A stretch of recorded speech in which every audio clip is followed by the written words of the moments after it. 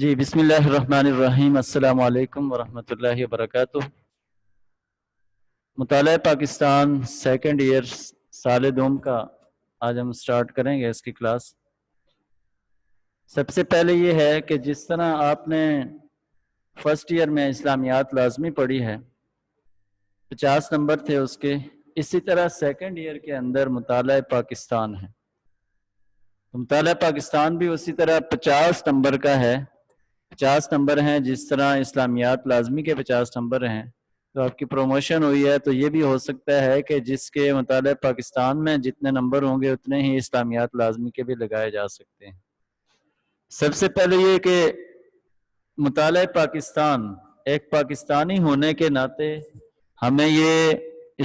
پاکستان کے بارے میں مکمل معلومات ہونی چاہیے۔ یہ پاکستان کیسے بنا، یہ ہمارے بزرگوں نے، نوجوانوں نے کیسے قربانیاں دے کر اس پاکستان کو حاصل کیا۔ اس لیے ہر پاکستانی کو اس پاکستان بننے کا، اس سے قیام کے جو پہلے کے جو واقعات تھے، حالات تھے، ان کو جاننا ضروری ہے۔ تو یہ ساری چیزیں ہم اس میں پڑھیں گے، جو پاکستان کے قیام کے حوالے سے ان میں کیا کیا مسائل آئے شروع کے اندر، اور پھر کیسے پاکستان بنا۔ اب جو اس کے اندر مطالعہ پاکستان کی اس کتاب کے اندر جو 10 چیپٹر ہیں، جس کے اندر نظریہ پاکستان، اسلامی جمہوریہ پاکستان کے مسائل، پاکستان کا جغرافیہ اور اس کے جو قیام ہوا ہے، اسی طرح جو پاکستان کا کلچر ہے اس کے حوالے سے بتایا جائے گا، پاکستان کی جو زبانیں ہیں، اور اس طرح جو اقتصادی منصوبہ بندی ہے اور ترقی کے حوالے سے یہ ساری چیزیں جو ہے وہ سارے 10 چیپٹر ہیں، جن کے اندر یہ ساری چیزیں واضح طور پر آپ کو انشاءاللہ سکھائی جائیں گی۔ آج کا جو ہمارا لیکچر ہے وہ سب سے پہلے ہے نظریہ پاکستان کے حوالے سے، کہ پاکستان کا جو وجود ہے وہ کیسے ہوا اور کس نظریے کے تحت پاکستان کا وجود جو ہے وہ ممکن ہو سکا۔ تو آج کے اس چیپٹر کے اندر ہم نظریہ پاکستان کے حوالے سے پڑھیں گے، اور اسلام کا جو نظریہ قومیت ہے وہ کیا ہے، اسی طرح نظریہ پاکستان کی جو تعریف اور توضیح ہے اس کو پڑھنے کی کوشش کریں گے، اور نظریہ اور یہ ساری چیزیں اس آج کے لیکچر کے اندر ہوں گی۔ تو سب سے پہلے کہ نظریہ پاکستان کے حوالے سے ہم دیکھیں گے کہ سب سے پہلے ہمیں یہ دیکھنا ہے کہ پاکستان کا جو نظریہ ہے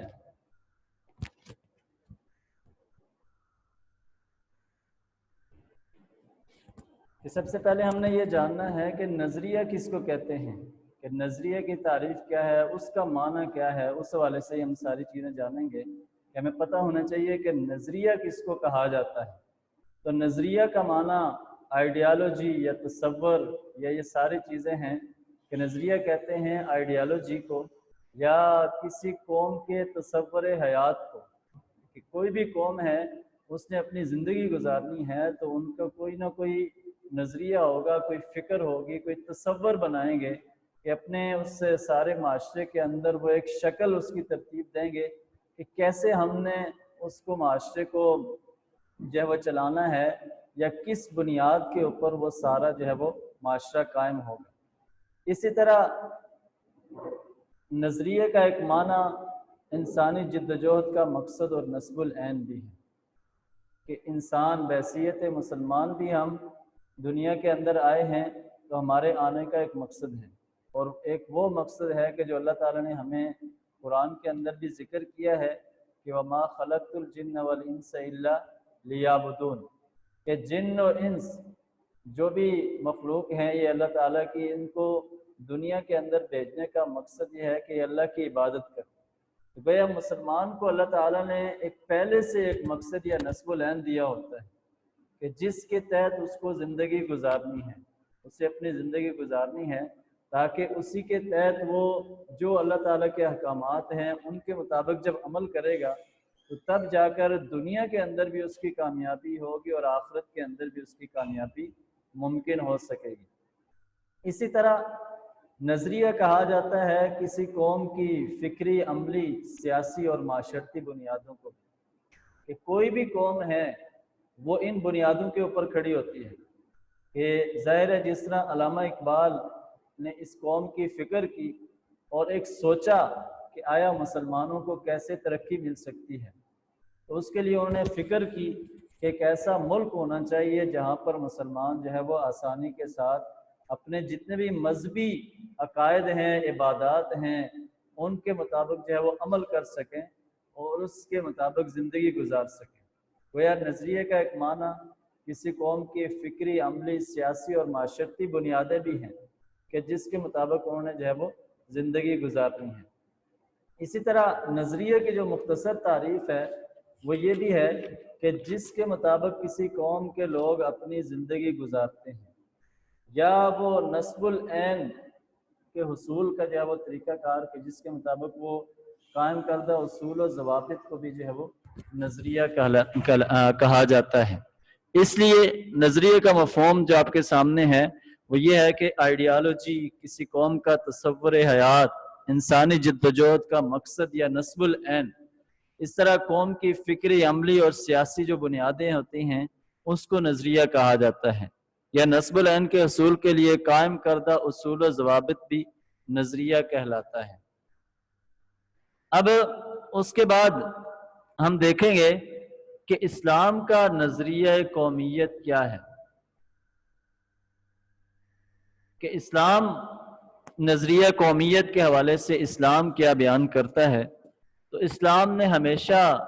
یہ چیز بیان کی ہے کہ اسلام کے جو ماننے والے لوگ ہیں وہ دوسری قوموں سے الگ ہیں، ان کا ایک الگ تشخص ہے، وہ ایک الگ حیثیت رکھتے ہیں، وہ ہمیشہ یعنی مسلمان اور غیر مسلم کبھی برابر نہیں ہو سکتے، ان کا ایک الگ سے جو ہے وہ ایک پورا ایک نظام ہے جو کہ اللہ تعالیٰ نے ان کو دیا ہے۔ اس لیے اسی کو بھی جو ہے وہ دو قومی نظریہ کا نام بھی دیا جاتا ہے، کہ ایک جو الگ سے جو تشخص ہے اس کو بھی دو قومی نظریہ کا، یعنی دو قومی نظریہ کیا ہے کہ ہندو اور مسلمان جو ہے وہ دونوں الگ الگ قومیں ہیں، دونوں کے الگ الگ عقائد ہیں۔ مسلمان ایک اللہ کی عبادت کرتے ہیں، ایک اللہ تعالیٰ کو ماننے والے ہیں، اور جو غیر مسلم ہیں، ہندو ہیں، وہ تو بے شمار خداؤں کی عبادت کرنے والے ہیں۔ اس لیے اس کو دو قومی نظریے کا نام بھی دیا گیا تھا کہ مسلمان ان کا یہ حق بنتا ہے کہ وہ اسلام کے اصول و ضوابط کے مطابق اپنی زندگی گزار سکیں۔ اسی لیے کہ مسلمان جہاں بھی زیادہ تعداد میں ہوں گے وہ الگ سے ایک ریاست قائم کریں گے، وہاں وہ الگ سے ایک ریاست قائم کریں گے تاکہ وہاں وہ اس ایمان اور عقیدے کے مطابق زندگی گزار سکیں کہ جو ایمان اور عقیدہ انہیں اللہ تعالیٰ نے دیا ہے، کہ جو نبی صلی اللہ علیہ وسلم نے ہمیں تعلیمات دی ہیں۔ ورنہ دیکھیں گے اگر جہاں پر مسلمان آزاد نہیں ہیں وہاں پر ان کو اپنی جو عبادات ہیں ان کے اندر کتنی مشکلات پیش آتی ہیں، وہ اس طرح جو ہے وہ وہاں پر عبادت نہیں کر سکتے ہیں۔ کشمیر کی مثال آپ کے سامنے ہے کہ وہاں پر لوگوں کو کئی مہینوں تک جمعہ پڑھنے کی اجازت نہیں دی جاتی، نماز پڑھنے کی اجازت نہیں دی جاتی۔ یہ آزادی اللہ تعالیٰ کی سب سے بڑی نعمت ہے، ہم اس پر جتنا بھی اللہ کا شکر ادا کریں ہم شکر نہیں ادا کر سکتے۔ یہاں پر پاکستان کے اندر ہمیں کسی بھی طرح کا کوئی مسئلہ نہیں ہے، ہم جتنی بھی ہمیں عبادات کرنا چاہیں وہ آسانی کے ساتھ کر سکتے ہیں۔ اب اسی لیے اس اصول کو سامنے رکھتے ہوئے مسلمانوں نے جو ہے وہ الگ سے ایک ریاست کو قائم کرنے کا مطالبہ کیا تھا کہ تاکہ وہاں پر وہ اپنے ایمان اور عقیدے کے مطابق باقاعدہ زندگی گزار سکیں اور کسی بھی طرح کی جو مشکلات ہیں وہ مسلمانوں کو پیش نہ آئیں، کہ جہاں پر ظاہر ہے جہاں پر آپ کو آزادی ہوگی وہاں پر ہی آپ اپنے مذہبی عقائد کے مطابق زندگی گزار سکیں گے، لیکن جہاں پر آپ کو آزادی نہیں ہوگی وہاں پر آپ اپنی مذہبی عقائد کے مطابق زندگی نہیں گزار سکیں گے۔ اس لیے اسلام کا جو نظریہ قومیت ہے وہ اصل یہی ہے کہ مسلمان ہمیشہ الگ تشخص رکھتے ہیں، مسلمان کی ایک پہچان ہے کہ مسلمان ہمیشہ اپنی ایک الگ حیثیت رکھتے ہیں، کہ ایک اللہ کو ماننے والے اور لاکھوں بتوں کی عبادت کرنے والے کبھی برابر نہیں ہو سکتے. ان کا ہمیشہ جو ہے وہ الگ الگ نظریہ ہے. ہم مسلمان ایک اللہ کی عبادت کرتے ہیں اور غیر مسلم جو ہندو لوگ تھے وہ لاکھوں انہوں نے بت بنائے ہوئے تھے، یعنی انسانوں سے زیادہ انہوں نے خدا بنا کر رکھے ہوئے تھے. تو گویا اس لیے زیادہ ضروری ہے کہ ہم جو ہے وہ ایک اللہ کی عبادت کرنے کے لیے ہمیں الگ ایک ریاست چاہیے ہوتی ہے، ایک الگ جگہ جہاں پہ ہم آسانی کے ساتھ اپنے تمام کام، اپنے تمام عبادات کو جو ہے وہ کر سکیں. اگر جس کا کوئی سوال ہے تو آخر میں آپ کو موقع دیا جائے گا، اس وقت آپ سوال کر لیں. ابھی جو ہے وہ خاموشی کے ساتھ لیکچر سن لیں، آخر میں انشاءاللہ آپ کو موقع ملے گا، اس وقت آپ سوال کر سکتے ہیں. جی اب اس کے بعد ہم دیکھیں گے کہ نظریہ کا معنی ہم نے دیکھ لیا، اور اسی طرح اسلام کا جو نظریہ قومیت ہے اس کے بعد ہے کہ نظریہ پاکستان کیا ہے، کہ پاکستان کا وجود جس نظریے کے اوپر آیا، جس بنیاد پہ پاکستان کو قائم کیا گیا، وہ کیا نظریہ ہے. تو سب سے پہلے دنیا کی جو پہلی نظریاتی اور سیاسی تحریک ہے وہ یعنی مدینہ کے بعد جو باقاعدہ ایک فکر کے تحت، ایک نظریے کے تحت جو ریاست بنی ہے وہ پاکستان ہی ہے، کہ ایک نظریے کی بنیاد پہ کہ تاکہ مسلمان الگ سے جو ہے وہ زندگی گزار سکیں آسانی کے ساتھ. وہی سیاسی تحریک جس کے اندر تمام لوگوں نے بڑھ چڑھ کر حصہ لیا، اور جو ہے وہ نوجوانوں نے، بزرگوں نے، آپ طرح کے جو طالب علم تھے اس وقت، وہ قائد اعظم رحمۃ اللہ علیہ کی اس تحریک کا خاص حصہ تھے، اور طالب علموں کا خاص طور پر اس تحریک کے اندر حصہ ہے کہ جنہوں نے پاکستان بنانے میں اہم کردار ادا کیا ہے. اب پاکستان کی جو بنیاد ہے وہ دو قومی نظریے کے اوپر بنی ہے، کہ دو قومی نظریے کے اوپر پاکستان کی بنیاد بنی کہ ہندو اور مسلمان الگ الگ قومیں ہیں، الگ الگ ان کا رہن سہن ہے، چاہے وہ سینکڑوں سال اکٹھے رہے لیکن اس کے باوجود بھی ان کے جو رہن سہن کا طریقہ ہے، ان کے جو باقی معاملات ہیں وہ ایک دوسرے سے الگ ہیں. اس لیے دو قومی نظریے کی جو ہے وہ بنیاد پڑی. اب اگر ہم دیکھیں کہ دو قومی نظریے کی بنیاد، اس کی ابتدا کہاں سے ہوئی، تو اس میں اس کی ابتدا جب اللہ تعالیٰ نے سب فرشتوں کو، آدم علیہ السلام کو سجدہ کرنے کا حکم دیا تھا، تو ابلیس نے جو انکار کیا تھا، اس انکار کرنے کے بعد گویا وہاں سے دو قومی نظریے کی بنیاد ہوئی. کہ قرآن کے اندر جو اللہ تعالیٰ نے دو گروہوں کا ذکر کیا ہے، ایک ہے حزب اللہ اور دوسرا ہے حزب الشیطان. کہ حزب اللہ اللہ کی جماعت، اللہ کا گروہ کہ جو اللہ کو ماننے والے ہیں، اور حزب الشیطان وہ گروہ ہے کہ جو شیطان کے پیروکار ہیں، کہ جو اللہ کو چھوڑ کر شیطان کے راستے پر چلنے والے لوگ ہیں، جو شیطان کے پیچھے چلنے والے لوگ ہیں. گویا وہ ہیں کہ جو شیطان کے مطابق جیسے ان کے جو ہے وہ شیطان ان جس راستے کے اوپر چلانا چاہتا ہے اس راستے کے اوپر وہ چلتے ہیں. تو گویا یہ اسی وقت سے دو قومی نظریے کی بنیاد پڑی کہ ایک اللہ کو ماننے والے لوگ، ایک اللہ کی ماننے والے لوگ، اللہ کے احکامات کے مطابق عمل کرنے والے لوگ، اور دوسرا وہ لوگ ہیں کہ جو شیطان کے راستے پر چلنے والے. گویا یہ دو گروہ بن گئے. تو اب برے صغیر کے اندر پاکستان کے یعنی اس ہندوستان کے اندر دو قومی نظریے کی بنیاد کب پڑی، کہ جیسے علامہ قائد اعظم رحمۃ اللہ علیہ نے فرمایا تھا کہ برے صغیر میں دو قومی نظریے کی بنیاد کہ جب ہندوستان میں پہلے مسلمان نے قدم رکھا تھا، اسی وقت جو ہے وہ دو قومی نظریے کی بنیاد پڑ گئی تھی. کہ جب ہندوستان کے اندر پہلا شخص جو مسلمان ہوا تھا، یہاں پر جو پہلا مسلمان آیا تھا، اس وقت جو ہے وہ دو قومی نظریے کی بنیاد پڑی تھی. اب دو قومی نظریہ اصل میں نظریہ اسلامی ہے، کہ دو قومی نظریہ کوئی اور نظریہ نہیں ہے، بلکہ یہ وہی ہے کہ جو اسلام کا نظریہ ہے، کہ اسلام نے جس کی ہمیں تعلیمات دی ہیں کہ ہندو اور مسلمان، مسلم اور غیر مسلم میں فرق ہے، کہ مسلمان ایک الگ حیثیت رکھتے ہیں، مسلمان ایک الگ قوم ہے، اور ہندو اور باقی جو مذاہب ہیں وہ الگ ایک حیثیت ہے ان کی۔ اس لیے دو قومی نظریہ اسی بنیاد کے اوپر کہ اصل میں اسلام کا جو طریقہ ہے کہ وہ اللہ تعالیٰ کا جو ماننے والے لوگ ہوں گے وہ حزب اللہ ہیں، اللہ کے گروہ ہیں، اللہ کی جماعت ہیں، اور جو شیطان کے راستے پر چلنے والے لوگ ہیں وہ حزب الشیطان ہے، شیطان کا گروہ ہے۔ اب برے صغیر کے اندر اس وقت ہندو آبادی کی اکثریت تھی، اس لیے مسلمانوں نے یہ فیصلہ کیا کہ ہندو کی اکثریت کے اندر ایک الگ جداگانہ تشخص کا جو حصول ہے وہ ناممکن نظر آتا ہے۔ اس لیے مسلمان تبھی ان کی جو کوئی حیثیت جو ہے وہ تسلیم کرنے کو تیار ہوگا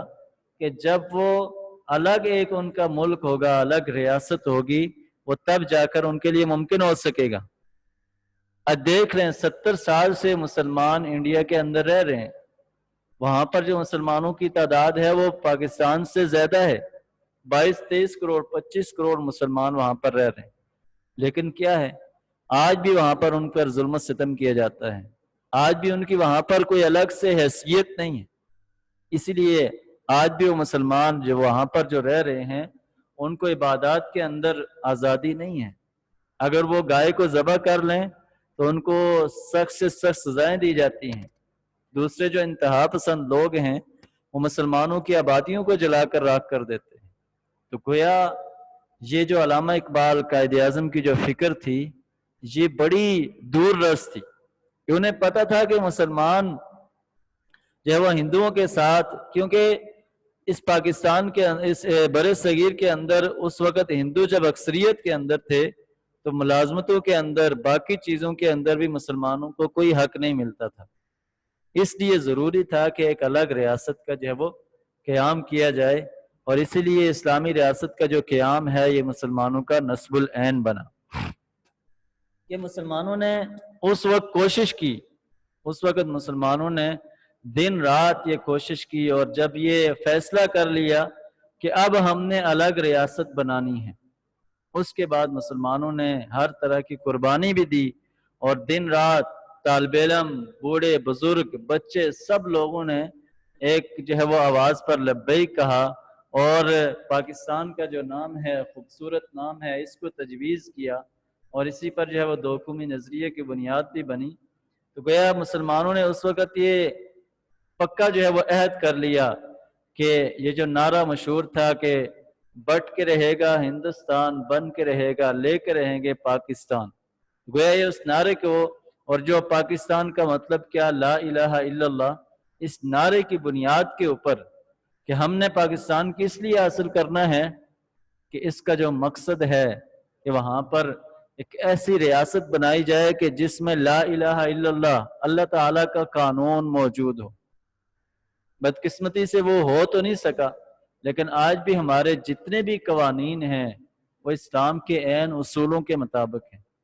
اگرچہ ان پہ عمل نہیں ہو رہا، لیکن جتنے بھی اصول ہیں، جتنے بھی قوانین بنائے گئے ہیں وہ سارے کے سارے عین اسلامی اصولوں کے مطابق ہیں، اور ہمارا جو آئین بنا ہے وہ بھی اسلام کے اس نقطہ نظر سے اسی کو سامنے رکھتے ہوئے، جیسے کہ علامہ قائد اعظم نے کہا تھا کہ ہمارا جو آئین ہے وہ تو آج سے 1400 سال پہلے ہمیں مل گیا تھا، لہٰذا اسی بنیاد کے اوپر پاکستان کا جو آئین بنا وہ ساری چیزیں جو ہے وہ اسی کے مطابق بنائی گئی تھی۔ اب نظریہ پاکستان کی جو مختصر تعریف آپ کہہ سکتے ہیں، یہ آپ کے سامنے سلائیڈ پہ بھی شو ہو رہا ہے کہ نظریہ پاکستان کی ہم نے ڈیٹیل پڑھی کہ کس لیے یعنی پاکستان کا جو وجود ہوا، اس لیے نظریہ پاکستان کی جو اس کی مختصر تعریف ہے وہ یہ ہے کہ نظریہ پاکستان اس عقیدہ اور نصب العین کا نام ہے کہ جس کی بنیاد پر الگ ریاست کا مطالبہ کیا گیا، کہ یعنی وہی بنیاد تھی، وہ عقیدہ تھا ہمارا، ایمان، اللہ پر ایمان، انبیاء پر، نبی صلی اللہ علیہ وسلم پر ایمان، وہ اس کا حصہ ہے کہ جس کی بنیاد پر مسلمانوں نے ایک الگ ریاست کا مطالبہ کیا۔ اب کہ مسلمان اور غیر مسلم، یعنی مطالبہ یہی تھا کہ مسلمان اور غیر مسلم دونوں الگ الگ قومیں ہیں، اس لیے مسلمانوں کے لیے ایک الگ ریاست ہونی چاہیے جس میں وہ انفرادی طور پر اور اجتماعی طور پر اپنی زندگی جو اسلام کے مسلمہ جو اسلام کے اصول ہیں ان کے مطابق جو ہے وہ اپنی زندگی گزار سکیں. اس بنیاد کے اوپر جو ہے وہ پاکستان کا جو نظریہ پاکستان تھا وہ ساری چیزیں تھیں اس بنیاد کے اوپر کہ تاکہ مسلمان آسانی کے ساتھ اپنی زندگی گزار سکیں. نظریہ پاکستان کی ایک مختصر تعریف یہ بھی ہم کر سکتے ہیں کہ یہ اس عقیدے کا نام ہے کہ جس کی بنیاد پر پاکستان کی تحریک چلائی گئی. اور وہ عقیدہ کیا ہے؟ وہ اسلام ہے، ایمان ہے، کہ ایک مسلمان کا ایمان ہے کہ اس نے اپنا الگ تشخص قائم رکھنا ہے. وہ اپنے الگ جو ہے وہ حیثیت کے ساتھ جو ہے وہ زندگی گزارے گا تو تب جا کر جو ہے وہ اسلام کے اصولوں کے مطابق جو ہے وہ زندگی گزار سکے گا. تو یہ تھا آج کا ہمارا یہ سارا لیکچر کہ جس کے اندر ہم نے سب سے پہلے ہم نے نظریے کے حوالے سے پڑھا کہ نظریہ کس کو کہا جاتا ہے، اور اس میں اسلام کا جو نظریہ قومیت ہے وہ بھی آپ نے دیکھا، اور جو نظریہ پاکستان کی جو تعریف ہے مختصر تعریف ہم نے پڑھی. اس لیے اللہ تعالیٰ سے ہماری یہی دعا ہے کہ یہ جو پاکستان ہم نے حاصل کیا ہے یہ اسی طرح رہے اور قیامت تک یہ ملک پاکستان انشاءاللہ قائم رہے گا، اور یہ ہمارے لیے بڑی اللہ تعالیٰ کی نعمت ہے. اب ہم لیکچر کو کلوز کرتے ہیں اور آپ کے مائک جو اوپن کیے جائیں گے. اگر کسی نے کوئی سوال کرنا ہے تو وہ سوال کر سکتا ہے. ایک منٹ سر، یہ ریکارڈنگ سٹاپ کر